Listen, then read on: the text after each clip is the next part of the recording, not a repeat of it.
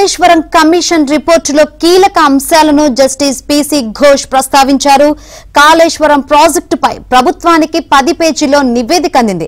Project నిర్మాణంలో ఏ స్థాయిలో ఎలాంటి లోపాలు జరిగాయో తెలుపుతూ నివేదిక అందింది. సో కాళేశ్వరం డిజైన్ పై స్టడీ చేయలేదని కమిషన్ నివేదిక తేల్చింది. ప్రాజెక్టులో విధాన ఆర్థిక పరమైన అవకతవకలు జరిగాయని, ప్రభుత్వ నిధులు దుర్వినియోగం అయినట్లు కాళేశ్వరం కమిషన్ తేల్చింది.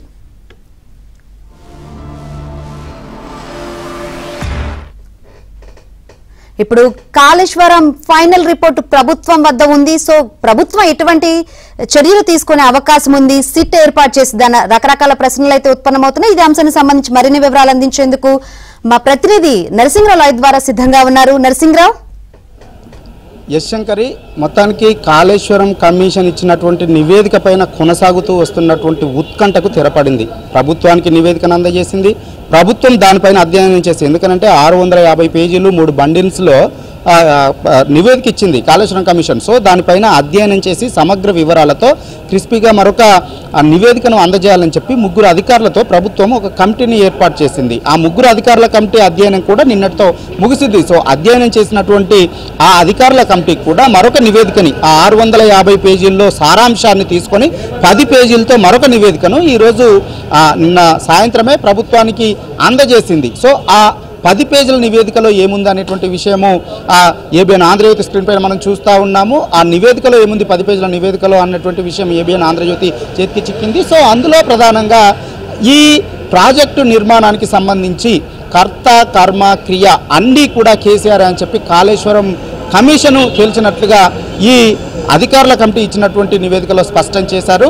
అసలు తుమ్మిడిహట్టు నుంచి స్థలాన్ని మార్చడం కావచ్చు, మేడిగడ్డ, అన్నారం, సుందిల్లా ఈ 3 ప్రాంతాల్లో బ్యారేజ్ల నిర్మాణం చేయడం కావచ్చు, ఇవన్నీ నిర్ణయాలు కూడా కేసీఆర్ తీసుకున్నారు అనేటువంటి విషయాన్ని కమిషన్ స్పష్టం చేసింది. సో నిర్ణయాన్ని తీసుకున్న తర్వాతనే వ్యాప్కోస్కి డిపిఆర్ తయారు చేయడం కోసము అప్పగించారు అనేటువంటి విషయాన్ని అందులో స్పష్టం చేశారు. అంటే ఒక నిర్ణయాన్ని తీసుకొని వారి నిర్ణయాన్ని మేరకు డిపిఆర్ని సిద్ధం చేయాలనేటువంటి విధంగా వ్యాప్కోస్కు ఆ బాధ్యతను అప్పగించారనేటువంటి విషయాన్ని అందులో స్పష్టం చేశారు.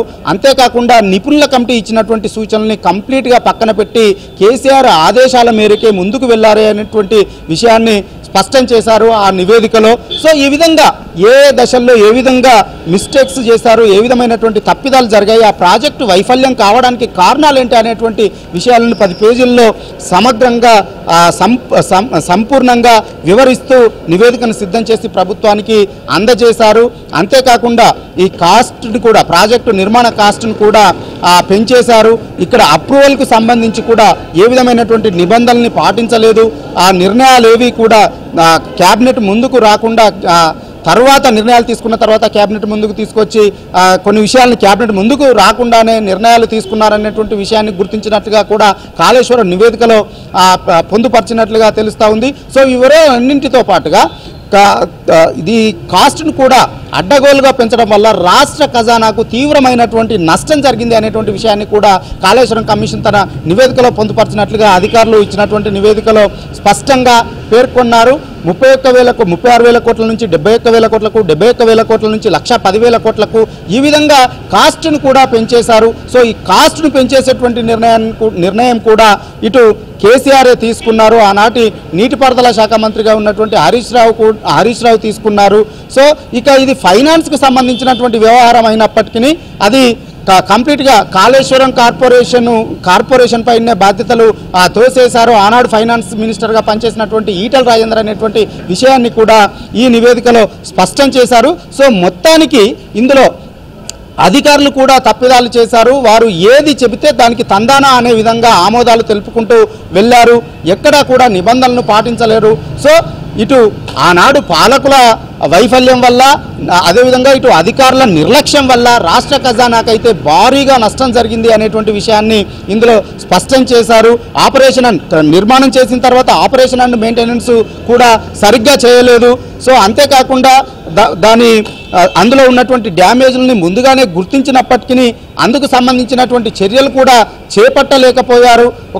ఆ ప్రాజెక్టుకు సంబంధించి ఇప్పుడు పునర్వ్యవస్థీకరణ బాధ్యత కూడా, పునర్నిర్మాణం చేసేటువంటి బాధ్యత కూడా అప్పుడున్నటువంటి నిర్మాణ సంస్థదే అయినప్పటికీ ఆ విషయంలో కూడా నిర్లక్ష్యాన్ని వహించారు. సో ఈ విధంగా మొత్తానికి ఆనాటి పాలకుల వైఫల్యాన్ని, అదేవిధంగా ఆనాడు ఉన్నటువంటి అధికారుల వైఫల్యాన్ని స్పష్టంగా ఈ కాళేశ్వరం కమిషన్ పేర్కొంది. అటు ఇంజనీర్ల వైఫల్యాన్ని పేర్కొంది, అధికారుల వైఫల్యాన్ని తేల్చి చెప్పింది.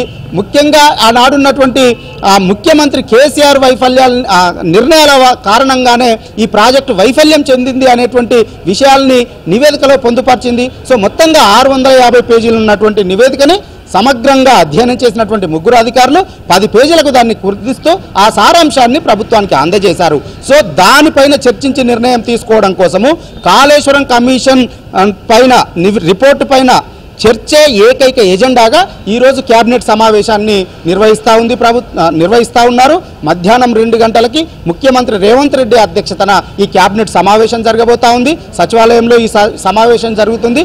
ఈ సమావేశంలో ముఖ్యంగా కాళేశ్వరం కమిషన్ ఇచ్చినటువంటి నివేదికపైనే చర్చిస్తారు. ఎవరిని బాధ్యుల్ని చేశారు అనేటువంటి దానిపైన ఇటు ప్రభుత్వం ఇందులో ఇద్దరిని బాధ్యులుగా చేర్చింది. ఇటు ఆనాడున్నటువంటి ముఖ్యమంత్రిని, ఆనాడున్నటువంటి ఇరిగేషన్ మంత్రి హరీష్ రావును, ఆనాడున్నటువంటి ఫైనాన్స్ మినిస్టర్ ఈటల రాజేందర్ చేసినటువంటి మిస్టేక్స్ని, వైఫల్యాల్ని ఎత్తి చూపింది కమిషను. అదేవిధంగా అధికారులు ఏ విధంగా నిర్లక్ష్యంగా వ్యవహరించారు, ఏ విధంగా తానా అంటే తందానా అన్నట్టు తలూపుకుంటూ వెళ్లారు, తద్వారా రాష్ట్ర ఖజానాకి ఏ మేరకు ఆర్థిక నష్టం జరిగింది అనేటువంటి విషయాల్ని కూడా నివేదికలో స్పష్టం చేశారు. అంటే ఇటు ఆనాటి పాలకుల వైఫల్యం ఎత్తి చూపింది, ఈ ఆనాడున్నటువంటి అధికారుల వైఫల్యాలని కూడా కమిషను ఎత్తి చూపింది. సో ఈ విషయంలో అధికారుల విషయంలో ఏ విధంగా ముందుకు వెళ్ళాలి, ఆనాటి పాలకుల విషయంలో ఏ విధంగా ముందుకు వెళ్ళాలనేటువంటి దానిపైన ఈరోజు కేబినెట్ సమావేశంలో చర్చించబోతా ఉన్నారు. కేబినెట్ సమావేశంలో చర్చించి సిట్ను ఏర్పాటు చేయాలా, ఒక దర్యాప్తు బృందాన్ని ప్రత్యేకంగా ఏర్పాటు చేయాలా, లేదంటే అవినీతి అంశం కూడా ముడిపడి ఉన్నటువంటి నేపథ్యంలో ఇక్కడ ఏసీబీని రంగంలోకి దింపి ముందుకు వెళ్ళాలా అనేటువంటి విషయం పైన చర్చించి ఒక కీలక నిర్ణయాన్ని తీసుకోబోతా ఉంది. అందులో భాగంగా న్యాయ నిపుణుల సలహాలను కూడా తీసుకొని ముందుకు వెళ్ళాలనేటువంటి ఆలోచనతో ప్రభుత్వం ఉంది. సో ఆ మేరకు ఈ రోజు కేబినెట్ లో నిర్ణయం తీసుకొని ఒక కీలక నిర్ణయాన్ని ప్రకటించేటువంటి అవకాశాలు ఉన్నాయి. Thank you Narasimharao.